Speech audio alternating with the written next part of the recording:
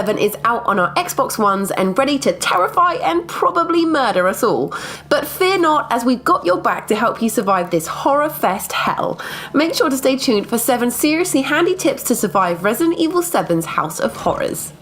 Now, Resident Evil's murderous army have transformed through the years, from slow-brain dead zombies to horrible mutations to horrific creatures. We've had our fair share of nasties. Well, this time round in Resi 7, we've got the molded. Gooey, massive monsters with huge limbs and a thirst for your death.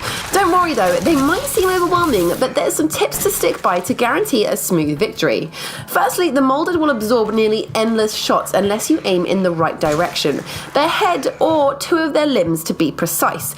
Shooting off an arm will weaken their attack, and shooting off a leg will slow them down. Although that's all very good and well, what you want to do is a solid headshot. As they spawn in dark areas, your best bet is to leave them somewhere well lit before taking them out. It'll usually take a few headshots to kill them completely. They'll jerk violently after the first shot, so don't try and do some quick fire shots or you'll just end up missing and wasting bullets. Also, a crafting combination of strong chem fluid and gunpowder will create extra powerful bullets. A well-timed headshot with one of these will make for a one-shot kill. Nice.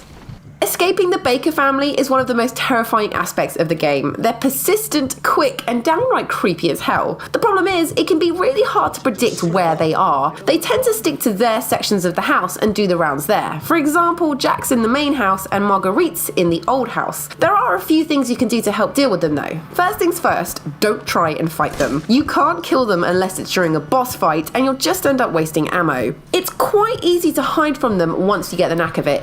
Their eyesight is pretty poor when it comes to anything below waist level, so get crouching behind chairs and other furniture. The most important thing you can do though is learn your escape routes. Even if they're right on your tail, you can duck into one of the underground passageways or squeeze down one of the cracks in the wall and they won't follow you there. They'll head back on their patrol, giving you time to breathe, calm down, wipe away the sweat, and get back out there again. Psychostimulants can be very useful little pills as they reveal the location of items in the surrounding areas. You'll be surprised at how many things pop up that you've missed, even if you are a meticulous hunter. That said, don't just waste them in any old location. Your best bet is to use them in darker areas like the basement, where it's hard to see those much needed items. These little white arrows will pop up, showing you where all the goodies are in the surrounding areas. Saying that, you can also be a huge cheat. Are you listening, Benny? All you have to do is save your game, use one of the pills to see where everything is, then reload your game and find the items without having to waste a pill. Don't worry, I won't tell anyone. Next up, let's talk about crafting. While the Baker Mansion hides plenty of treats in its nooks and crannies, you're going to have to learn to mix together raw ingredients to keep yourself properly stocked. Crafting requires chem fluid and one of 4 materials: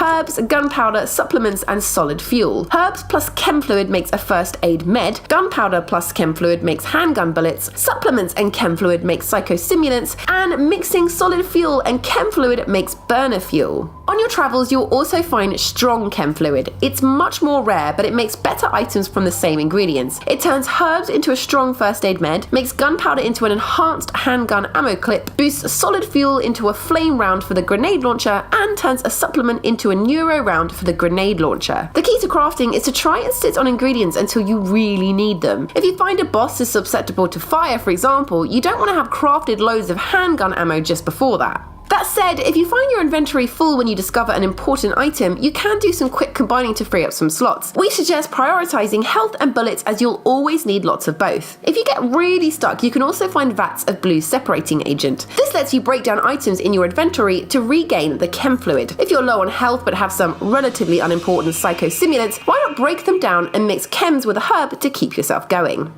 Item hoarding. Every gamer's secret obsession. Well, in Resi they make our hoarding harder with limited backpack space, which is why the trunk will become your best friend. Every save room has a trunk, and these trunks share your items, so don't worry about having to go back to ones you've previously stashed items in if it was ages ago. They'll all be in one place. The best habit to get into is storing all raw ingredients and everything you don't need at that point into the nearest trunk. Doing this will help you further down the line, as you won't have to craft precious items into things you don't really need at the time just to make space.